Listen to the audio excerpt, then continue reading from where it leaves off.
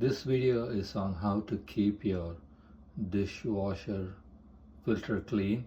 You do that by using two sets of dishwashers. As you can see here, there's one that was used in the previous wash, and that would be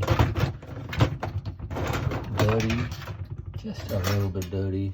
As you can see here, it's not too bad, because every time I do dishwashing, I replace it.